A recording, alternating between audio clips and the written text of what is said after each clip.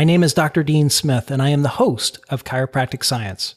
I'm a senior clinical faculty member in the Department of Kinesiology and Health at Miami University, and I'm also a practicing chiropractor in Eaton, Ohio. My research interests relate to understanding how chiropractic affects motor control and human performance. Today, I have the privilege of interviewing Dr. Craig Moore. But before we get to the interview, I wanted to thank all of you who have subscribed to Chiropractic Science, and I'm especially appreciative to all of you who have contributed 5-star reviews on iTunes. iTunes reviews really help others find out about chiropractic science. So, if you like the show, please take a second and write a review. It will support chiropractors everywhere. I'd like to share a review on iTunes from someone with the nickname Scarlett Rose Monroe from Australia, who says, "Keep up the great work. Thank you, Dean, for shining a spotlight on these prominent researchers and their important work. It's interesting to hear their discussions on research beyond what is written and published. I particularly like the way that you discuss making rigorous, peer-reviewed research clinically meaningful for those of us on the front line delivering evidence-based healthcare to patients."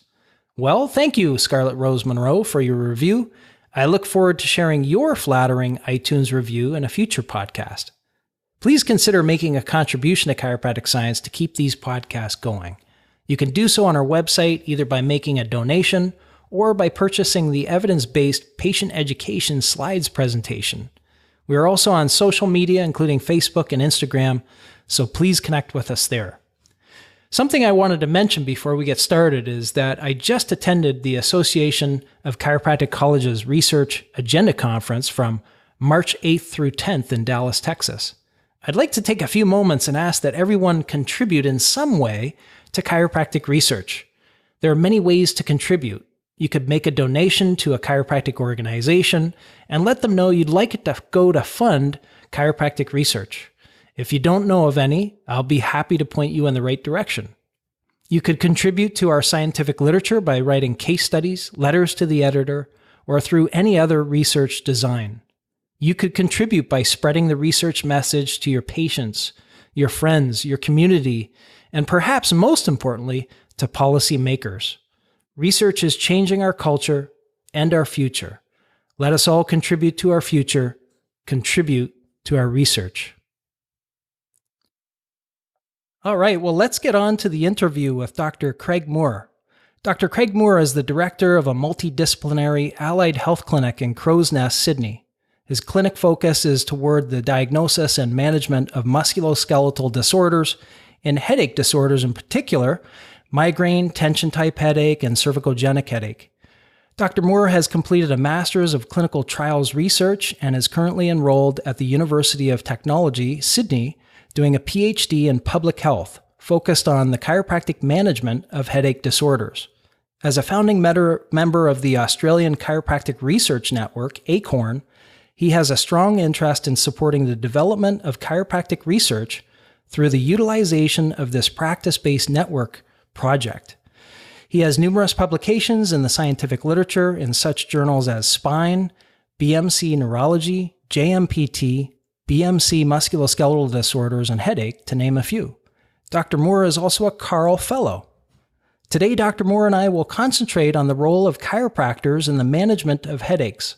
Some areas of discussion we'll try to touch upon include the societal impact and costs associated with headaches, prevalence of headaches in the community, prevalence of headache in chiropractic clinical settings, why do people turn to chiropractors, the current level of evidence for chiropractic treatment of different headache types, what do the headache guidelines recommend for each headache, and what should a chiropractor consider when examining a headache patient. So we've got a busy agenda. Dr. Moore, it's a pleasure to have you on the Chiropractic Science podcast. It's a pleasure to be here, Dean. Thank you very much for asking me. And may I take a quick moment to congratulate you on being awarded recently, I believe, the ACA Researcher of the Year. Is that correct? That is correct. And thank you very much. It's been an exciting couple of weeks. So perhaps I should be interviewing you. Oh, no, not at all. We're going to stick to the interview of you, if you don't mind, because, I need to constantly learn here. And you have some exciting research that we need to talk about. And I know everybody listening is excited to learn about what you've been up to. So if we could get started, because I know we have a busy agenda, can you tell us how you became interested in becoming a chiropractor? Towards the end of high school, I was aware I had a strong interest in health and fitness, and I'd been considering a range of career options that might fit into that idea, anything from being a high school sports teacher to physical therapy and so on. However, when I was maybe 16, 17 years of age, I was introduced to a local chiropractor, and during our very first meeting, I remember this so well, he put me straight on to his Zenith electric tilting chiropractic contraption and proceeded to adjust me from top to bottom. And I recall all I could hear was these crazy sounds of this contraption hissing and popping and dropping up and down while he was adjusting my spine. And as the table was tilting me back up onto my feet, I remember feeling a little stunned, but a little bit excited as he proceeded to very passionately begin educating me about life and all things chiropractic. So somehow this was a somewhat strange initial experience, but it started my more serious interest in the idea of becoming a chiropractor. Very nice. Very nice. So yeah, you made it through. So even with that experience, you decided to press onwards with chiropractic. I think I was very excited by his passion. Awesome. Yeah, and I think that's what gets a lot of us interested in pursuing chiropractic education as well. Certainly did for me too. I had pretty similar experience. So now, Dr. Moore, you've been in practice for a while. So I'm interested in learning a little bit about your practice, and then I'd also like to learn how you got interested in research. Yeah, so I'd been a chiropractor for many years, and I had become, over those years, increasingly engaged, I guess, in a number of issues that were happening for the profession here in Australia, and issues around the identity of the profession, the positioning of the profession within healthcare. And there was a lot of issues coming up, issues related to the use of x-rays in chiropractic practice and so on. So, however, I soon began to feel a little frustrated that when I wanted to explore and understand the evidence-based literature on many of these topics that I was feeling increasingly passionate about, I realized that I was a little bit out of my depth, and I did not really understand how to go about doing that with any confidence. So some years ago, that led me to doing a Master's of Clinical Trials Research at a local university for 2 years, and this certainly gave me that confidence to understand research a little bit better and engage with exploring research a little bit better. And then about a year later, I met Professor John Adams, who had been asked to establish ACORN, the Australian Chiropractic Research Network. And this is a practice-based research network that we have here in Australia of about 2,000 chiropractors. And I was asked by the Chiropractors Association to assist John in establishing ACORN. And of course, our conversations then began turning towards the idea of me doing a PhD with him as my supervisor. And so it really began from there that I started a PhD. Excellent. So what was it in particular that got you interested in exploring headache? Yeah, it was really a little bit by accident. It wasn't something that had been driving me, but my final dissertation paper with my Masters of Clinical Trials Research, we were as students required to pick a topic, and I guess I was thinking about the kind of cases that chiropractors see a lot of course, low back pain, neck pain, but headache kind of struck me as perhaps a condition or an area that I was a little bit more interested in. So that was the focus during the finishing stages of my Masters of Research. And so it really became the conversation that I took forward with Professor John Adams for my PhD. Gotcha. Well, I'm really excited that you're doing this kind of research because we desperately need it. We need as much as we can get. And it is one of the common reasons why people come to see chiropractors, isn't it? Yeah, I believe it's the third most common reason people come to see chiropractors as new patients after low back pain and neck pain. Exactly. So, well, let's dive into some of your research papers, and then we'll just open it up for discussion about various things headache. So, one of your recent papers, a critical review of manual therapy use for headache disorders, prevalence profiles, motivations, communication, and self-reported effectiveness, comes out of BMC Neurology in 2017. I wonder if you could walk us through this paper a little bit, how you came up with that, and what you learned from the study.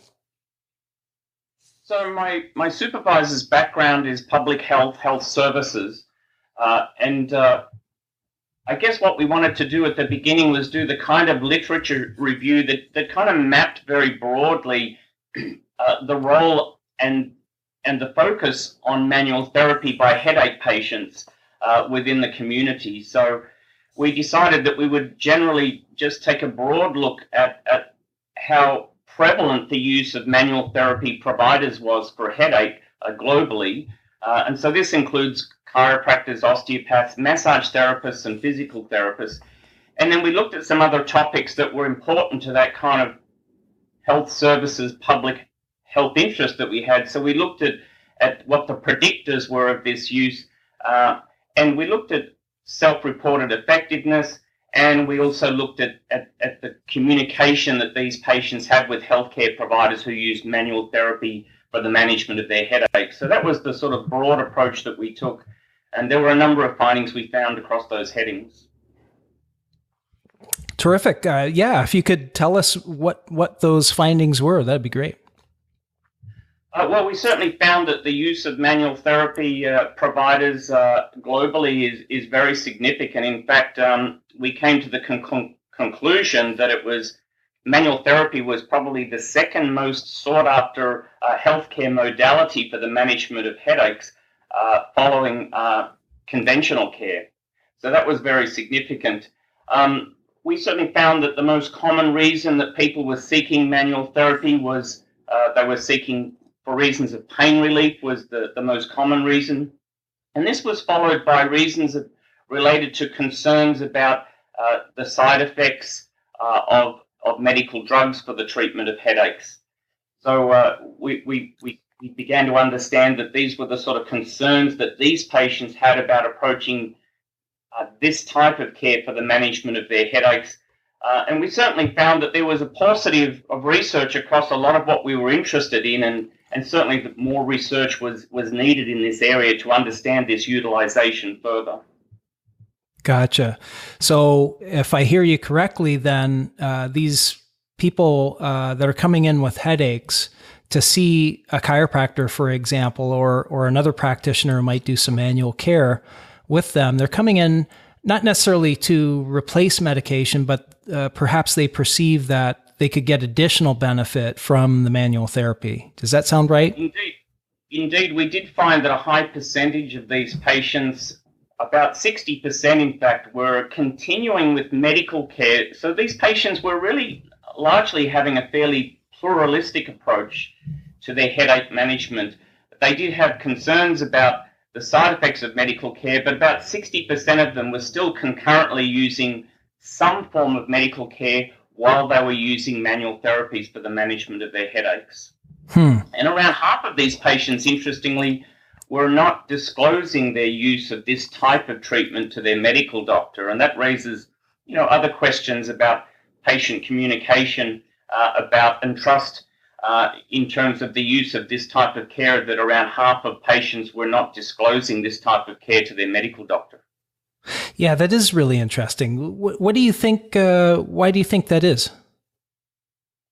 Well, there could be a few reasons. I think that perhaps in some cases it may relate to the fact that patients may not believe the doctor would understand this type of approach to care, or perhaps the doctor may be less interested in this type of care for the management of headaches. But this would be a topic that would really require some more research to explore further. Sure. Yeah, in being in practice myself, at least part-time these days, I think that's exactly what my patients would say as well. That for the exact same reasons, maybe the doctor wouldn't understand or what have you. So yeah, that's pretty interesting. Now, Dr. Moore, how prevalent are headaches in the community? Well, the prevalence is very high, of course, for migraine and tension headache.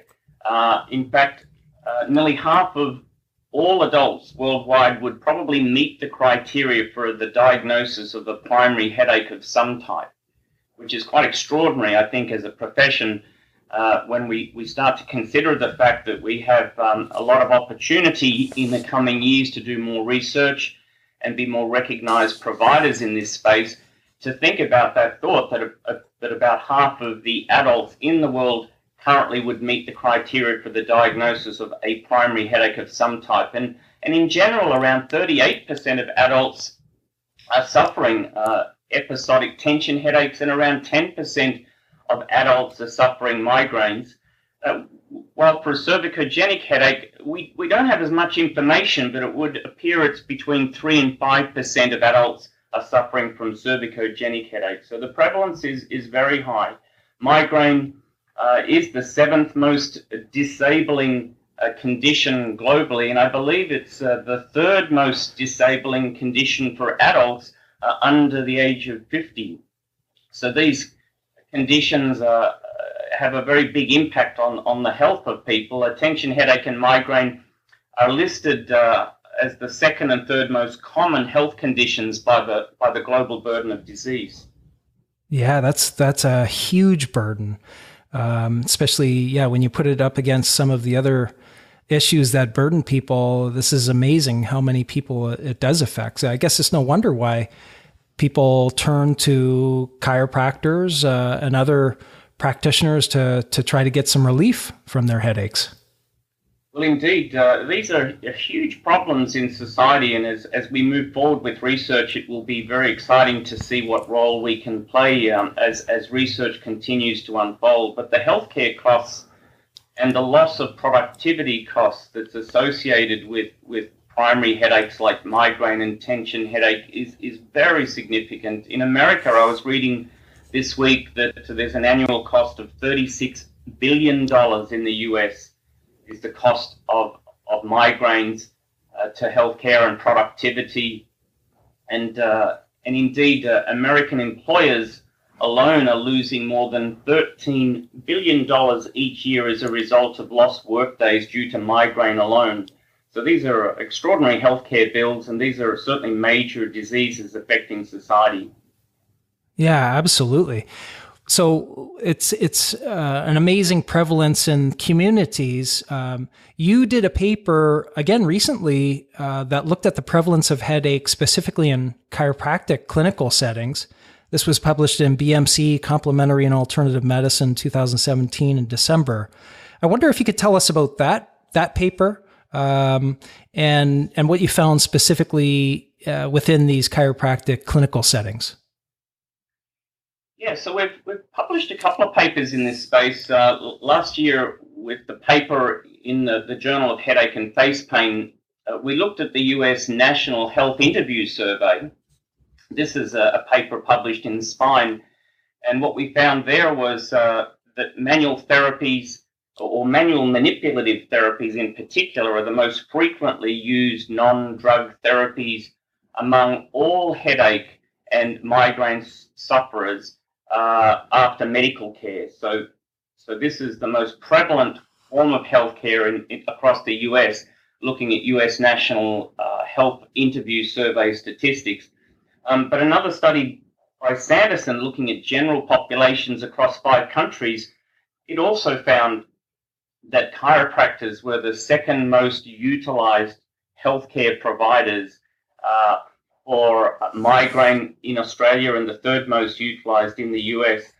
And so we're seeing within chiropractic patient populations that new headache patients are presenting somewhere between 5 and 15% of new headache patients are presenting. New patients are presenting for reasons of headache.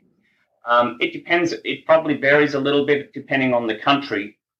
And I suspect beyond new patients, there would be a higher percentage of routine patients who have become introduced or aware after becoming a new patient that chiropractic has been very helpful in their management of headaches after becoming a new patient.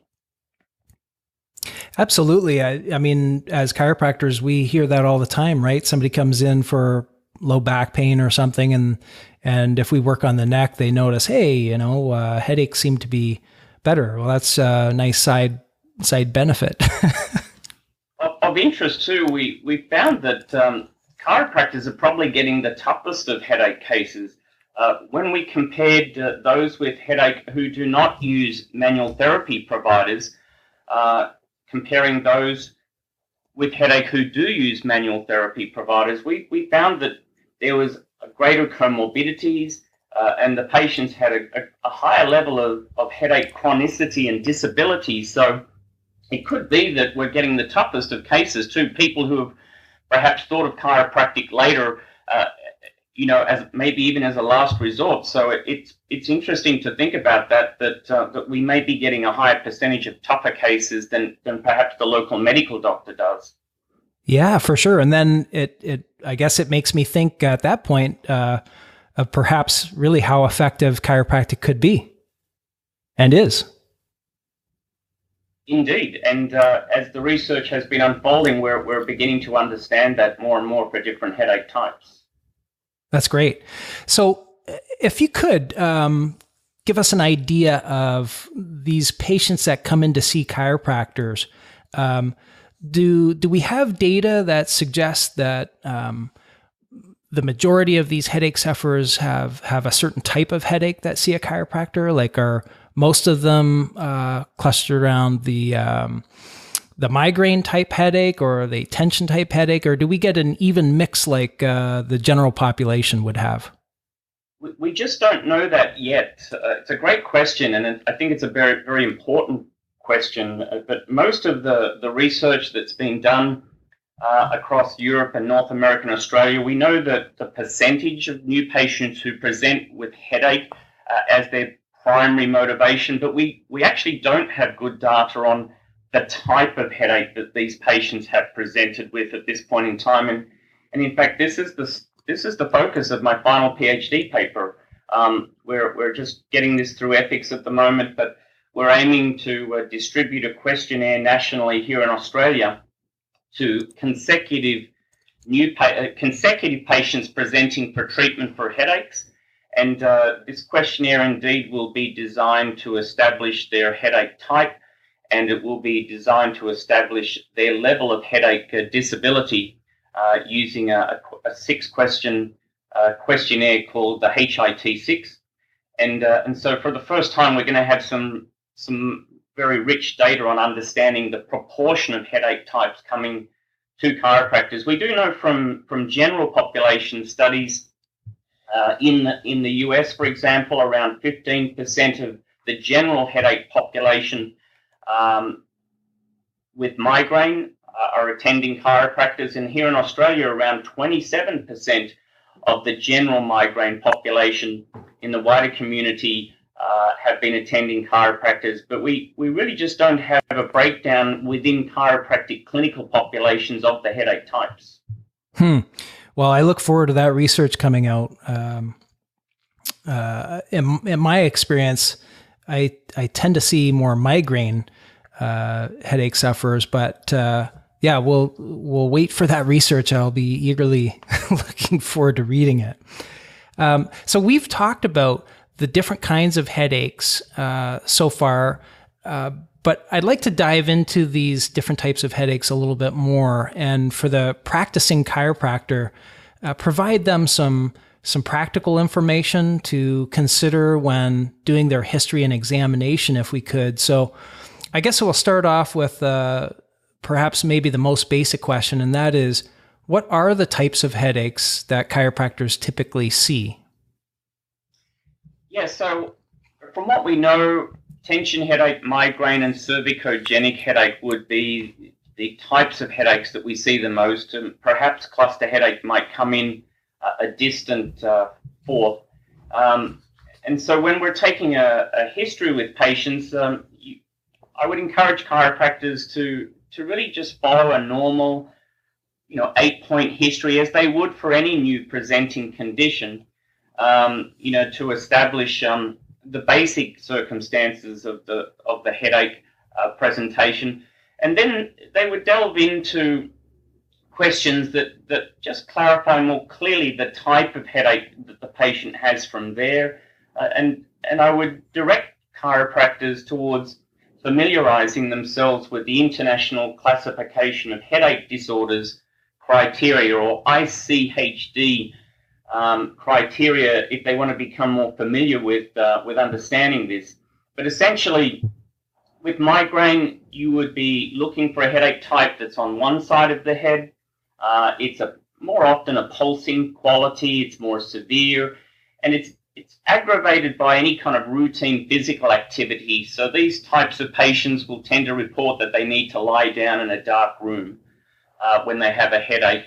And these patients will tend to have either nausea or vomiting, or they may express that they can't be around bright lights or loud noises. So these are all the typical signs of migraine. And if it's a patient that has a migraine with aura, you would also be exploring whether they're having any other aura-type symptoms, whether they're visual, the most common being visual, where they'll talk about lights or sparkling in their visual field.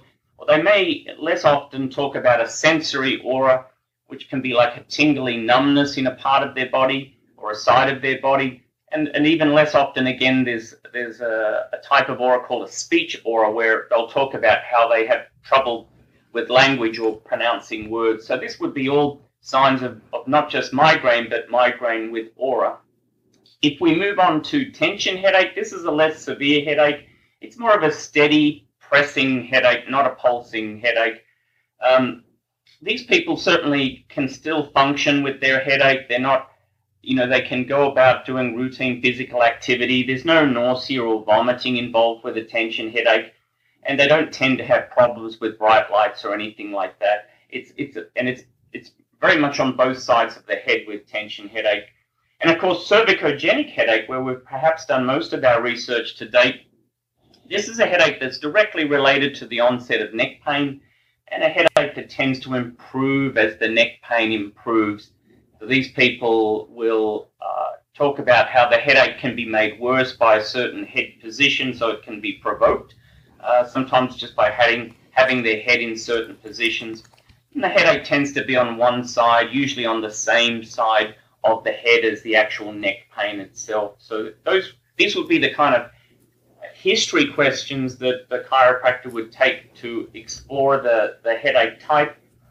And then perhaps beyond that, you would begin to explore just a few questions about whether there's any signs of a red flag occurring with headaches. So we need to be very aware with headaches that there can sometimes be, certainly far less often, but there can sometimes be a more serious underlying condition that's causing headaches. So you may want to explore just a little bit further about whether these headaches are becoming very progressive, they're getting worse and worse, whether there's any abnormal neurological symptoms are going on, and whether the headache is particularly resistant to any kind of treatment. Those kind of things would certainly suggest there may be a red flag issue that might require some medical investigation.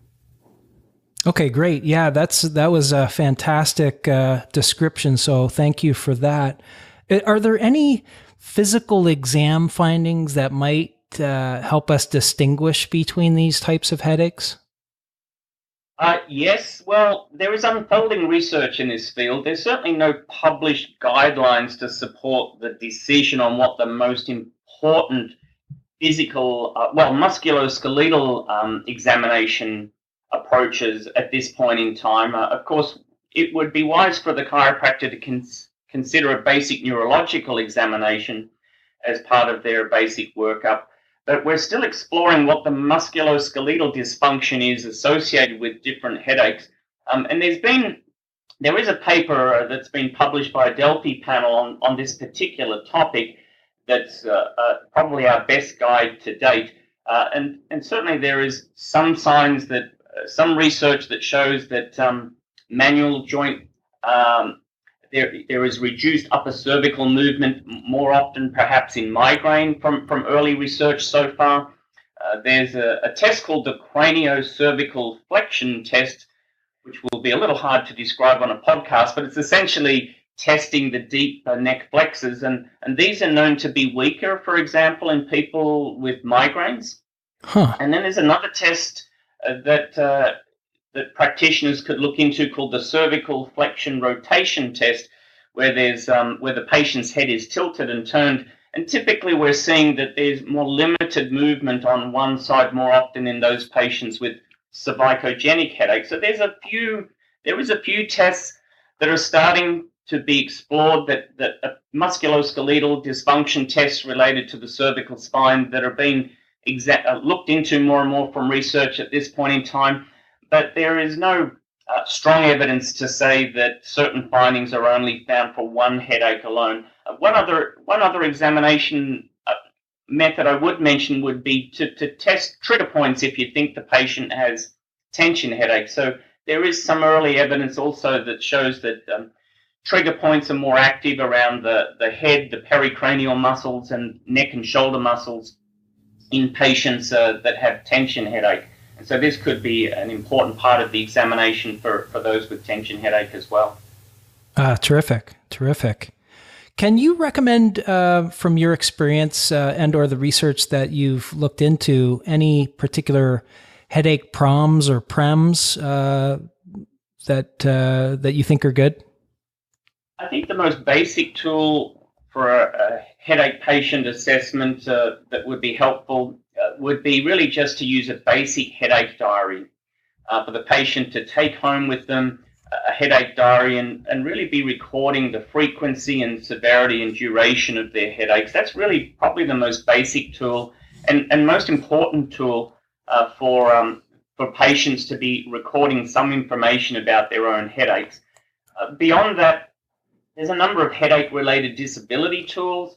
The better-known ones are the Migraine Disability Assessment Test, or better known as MIDAS, M-I-D-A-S.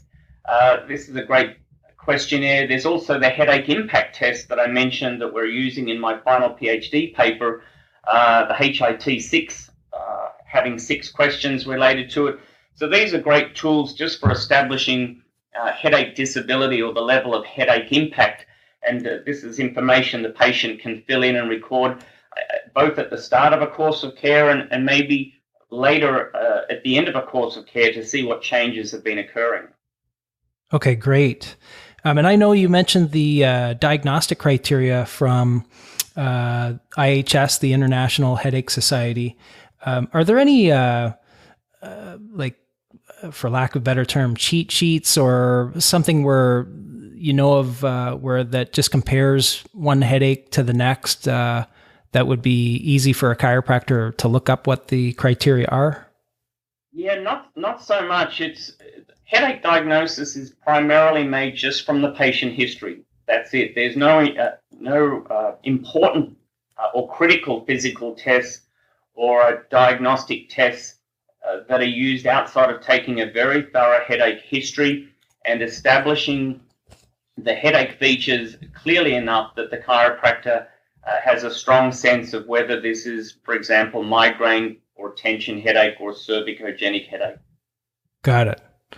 Okay, well, let's talk about the current level of evidence for chiropractic care related to these different headache types. So if you could give us a breakdown of the evidence for each type of headache disorder, that would be terrific.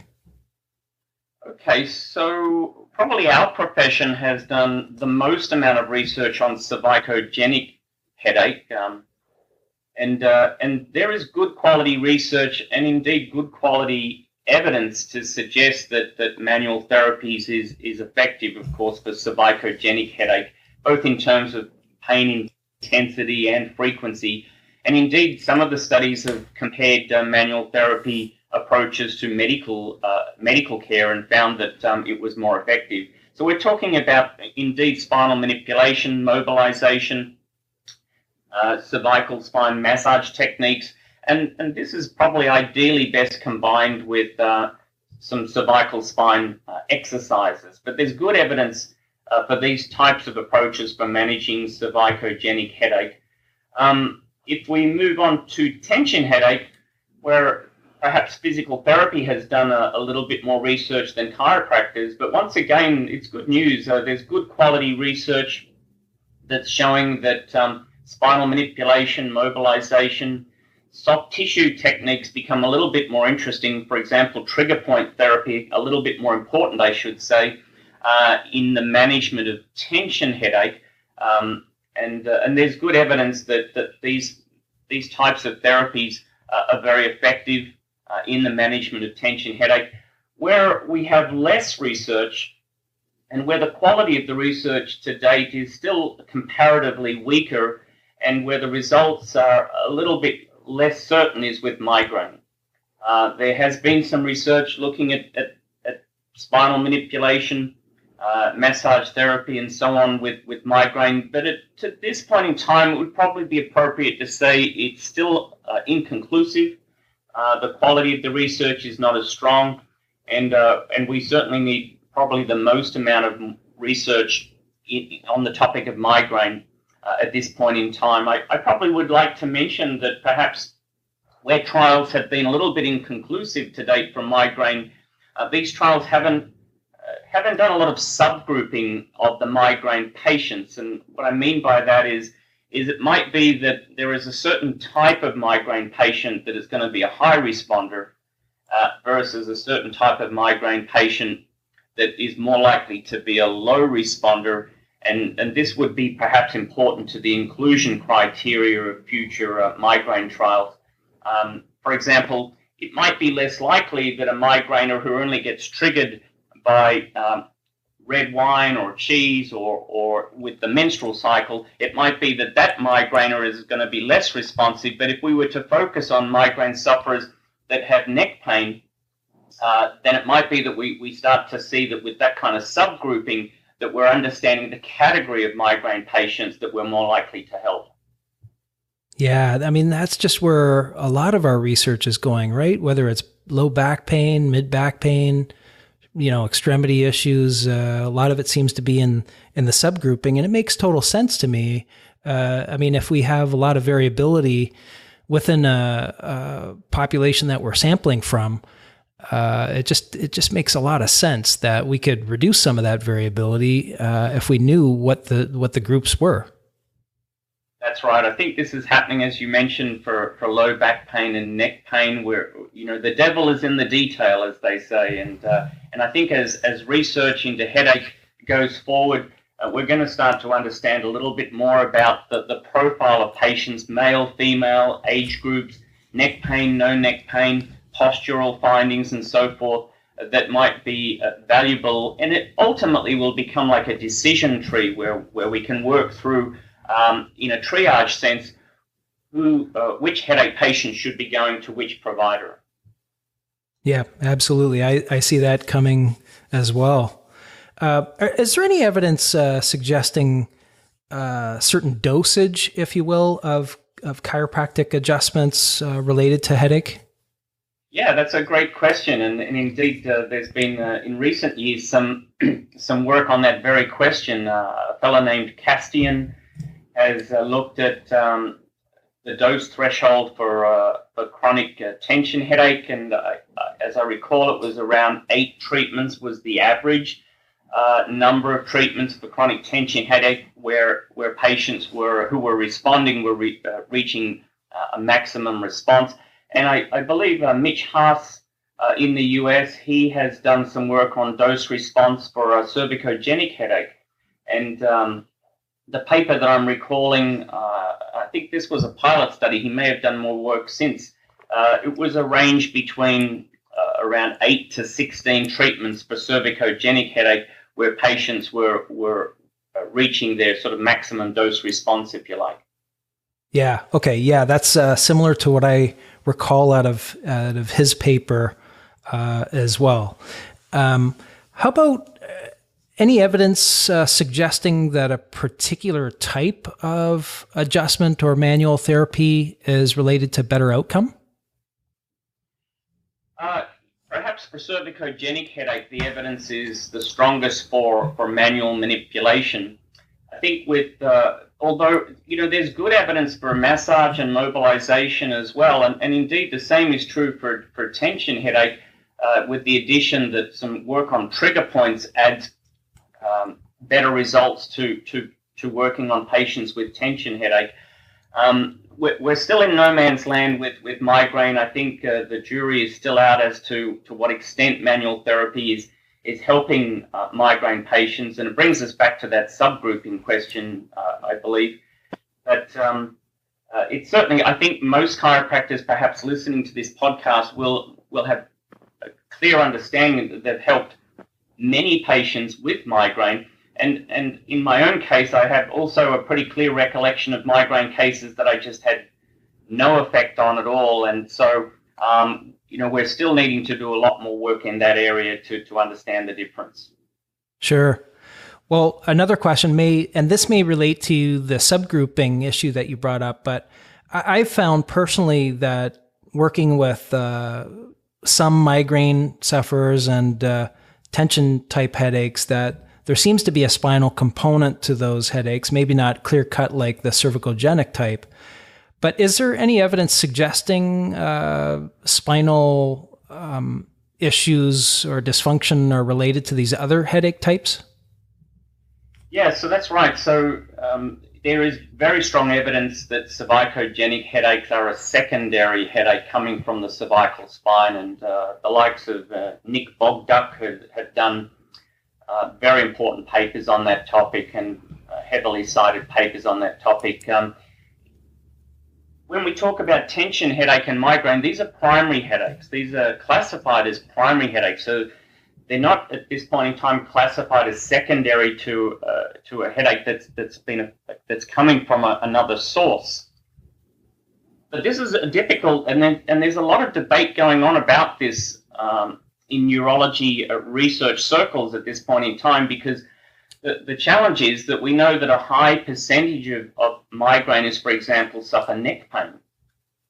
And we know that neck pain often precedes the development of the migraine headache itself. So there's an increase in neck pain leading up to the patient starting to experience the beginning of their migraine. And we also have a lot of research that shows neck dysfunction findings, as I was mentioning earlier, are very common in migraine and tension headache cases. So they're classified as primary headaches, not secondary to the neck, but there are these associations. So we need to really keep doing a lot of research in this area to understand these links. Very good. Very good. Well, so we've talked about the different kinds of headaches that chiropractors typically see. What about guidelines? What do current guidelines recommend, and is manual therapy a component of any of these guidelines? Well, only slightly. I mean, there is no widely cited headache guideline that's really included cervicogenic headache that I'm aware of, which is a shame, because that's probably the headache where we have our strongest evidence.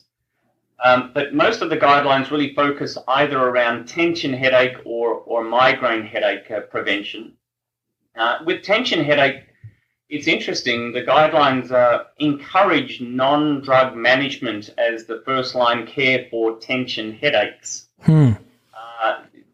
This is partly because of the drugs that do seem to be effective have a lot of side effects related to them, and so guidelines are encouraging a non-drug approach, even though there is a need for more scientific evidence for non-drug approaches. But interestingly, what receives the highest level of evidence for a tension headache is psychobehavioral therapies, a type of therapy, for example, called EMG Biofeedback or electromyography biofeedback. Cognitive behavioral therapy comes in with sort of level C recommendation, along with physical therapies, including massage. Spinal manipulation isn't mentioned and mobilization isn't mentioned, but acupuncture also comes in at about level C level of evidence. With migraine prevention, drugs are working better.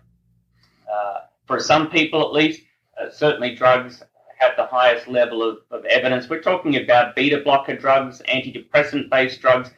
These drugs appear to be working well for migraine pain, but the research also shows that a lot of patients aren't staying with these drugs long-term because of side effects. So, there's a sort of a bright and a dark side to the more effective drugs that are working for migraine. And this is interesting because one of the major reasons for why patients are seeking out chiropractors with migraine is because of their concerns about side effects. But other non-drug treatments that are doing quite well with evidence are certain herbs. A herb called butterbur, magnesium is helpful, a herb called feverfew. So there may be some chiropractors that are interested or using these herbs. Coenzyme Q10 comes in at level C level of evidence. So there are some herbs that are non-drug they're showing some promising benefits. But physical therapies, manual therapies are not even mentioned at all in migraine guidelines at this point in time.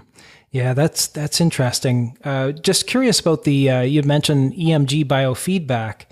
Do you know, is that like doing progressive relaxation type of biofeedback, like general muscular activation and then relaxation, or is it targeting neck muscles or?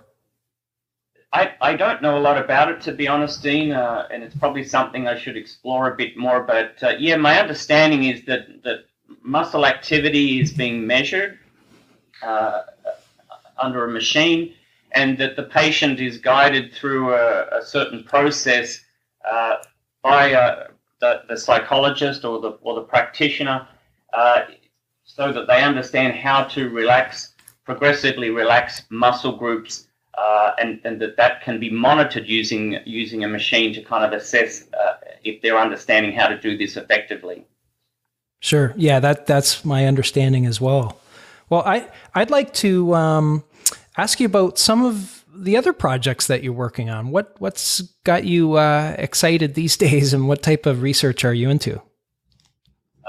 Well, as you mentioned, I'm a Carl Fellow, the Chiropractic Academy of Research Leadership. I'm very excited to be one of the 13 early career chiropractors that have been selected to be in the Carl group, and we're meeting up again in late April at the University of Alberta in Edmonton for our annual 1 week research camp. So there will be some projects, I'm sure, that are going to unfold out of that engagement. But currently, I've been working on some papers to do with physical activity and looking at the role of chiropractors in the promotion of physical activity in their practice. So we're developing a study at the moment that is going to be rolled out that's going to look at how involved and engaged chiropractors are in promoting better physical health, using a questionnaire that's been previously used by other professions. So that's an exciting project that I'm working on outside of my PhD at the moment. And also we're developing a paper. I'm developing a paper with some others that's looking at what the research priorities are of Australian chiropractors within an Australian setting at this point in time. And we're looking to distribute a questionnaire locally here to understand the interest and priorities of Australian chiropractors, and we'll be comparing those to the research priorities of Australian chiropractic academics. So that's a project that's also unfolding for me right now. Terrific. I love all of that. I particularly like the study that you're getting started on the physical activity within the practice. I think that's just a fantastic thing, and really hasn't been talked about much at all in the profession, but such an important way that we can help people. Indeed, I agree. So what I'd like to do is I always like to ask chiropractors that come on the podcast if they can offer advice to to other chiropractors and students who may wish to become future leaders in research in the profession. Do you have any advice that you would give these practitioners or students who are considering a career in research? Well, if I think of myself as an example of my own path, it's never too late to move from private practice to a research to pursuing research academia. I'd been in practice for many years before I even began to develop this passion for research, and it just began from feeling passionate about my profession, and also feeling frustrated that I just didn't have the skills to explore the evidence-based literature on topics that I was deeply interested in. And so if you have that passion as a practitioner or as a student, I would encourage you to consider exploring it. Talk to researchers, just have a conversation. And I'm sure it will help practitioners or students to understand whether they want to take the second step. And often it begins with being particularly passionate about a particular condition, or it might begin with being particularly passionate about a patient group like pregnant mums or kids or whatever, or the elderly. But often in the background, there can be a sort of a gnawing interest for some chiropractors to say, I really wish we had more research in this area. And so if you've got that interest and if you've got that passion, I would just encourage chiropractors to just start a conversation with researchers and just begin to explore that domain as a first step and just kind of see where that goes. And I can certainly say for myself that it's been a very exciting path for my life so far. I've been just honored to share time with some very exciting leaders and researchers of the profession, and to be involved in publications and webinars and podcasts like this. It's been a very exciting and enriching path for me, and here I am talking to America's Researcher of the Year right now. I mean, how cool is that? Well, thank you, Dr. Moore. I appreciate that. It's fantastic to hear you talking about just the passion that you have and getting into research. I'm curious because I've heard this a lot from other researchers that have come on the podcast. You've mentioned, that you've obviously been in practice for quite a while. How important do you think that was in your development in terms of asking good research questions and things of that nature? Yeah, I think it really adds a very important dimension. It certainly has for me to kind of really understand the challenges of running a practice, being in frontline care, the time constraints and all of the logistical challenges, and then to be kind of thinking about how to be fostering some kind of improvement in the care that I provide each year, and trying to just keep up with improving the care I'm providing each year for a whole range of conditions. It's certainly when I'm doing research and I'm rolling out research that engages chiropractors or engages chiropractors and their patients, I have a very strong sense of the challenges that chiropractors face in wanting to get something done effectively and quickly and efficiently. So I think having that practice experience for myself just brings a greater awareness and appreciation for those challenges in designing research particularly. Terrific. I know when I go to conferences and whatnot, many chiropractors ask, well, are you still in practice? And if so, how do you do these sorts of things? So I'll put the question to you. Are you still in practice these days? I am. I'm enrolled full-time in my PhD. I'm hoping that I'm in my last year, but I've always been practicing 3 full days a week throughout my PhD, and essentially giving 3.5 days a week to my PhD as well. But I kind of really enjoy I'm one day on with research, one day on with practice, and so each day is different to the one before, and I really enjoy the contrast of the two and sharing the two experiences over the last 3.5 years. Yeah, I couldn't agree more. I really look forward to the mixture, actually, and so it sounds like you do too. It kind of keeps things interesting. It does, yeah. It's enjoyable. I mean, it's certainly a big week each week. I mean, I wouldn't like to think how many hours if I add the two together, but now that I can see that light at the end of the tunnel, I'm a little bit excited. I'm in a bit of a gallop right now to kind of see myself through to the finish. Very good. Well, I know the chiropractic profession as a whole is looking forward to reading more of your research. Perhaps I can have you back on after you get some more of this stuff done. Oh, it'd be a pleasure. Anytime. Great. Well, thanks so much, Dr. Moore, for coming on the podcast. I've learned a lot. I know other chiropractors are going to learn a lot from our discussion. And so thank you very much. Pleasure, Dean. Thank you for inviting me. Thanks again for listening to Chiropractic Science. In this episode, we talked with Dr. Craig Moore, and it was all about headaches. I mentioned at the beginning of this podcast that I attended the ACC RAC conference just a few days ago, and this was in Dallas, Texas. And it was a great conference, and I got to meet a lot of new people that I hadn't met before, interesting people, and we had some great discussions. So shout out to everybody that I met at the conference, and just wanted to make special note of two people that I met. Dr. Hella Leap, thanks for coming out from California and attending your first research conference. It was exciting to see you there, and I hope you got a lot out of that conference. And Dr. James Leonard, who we spoke after the conference for a while, and he asked me, what is the deal with the bagpipes in the podcast? Well, I just like bagpipes. And so I thought, why don't I put it in there? Because I'll do what I like on this podcast, I guess. Anyways, I think I told him that I'm a chiropractor, so I guess I'm a little strange. I have a PhD in psychology. That makes me a little stranger, perhaps.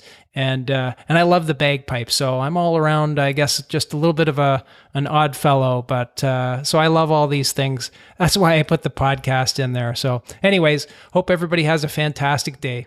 Take care.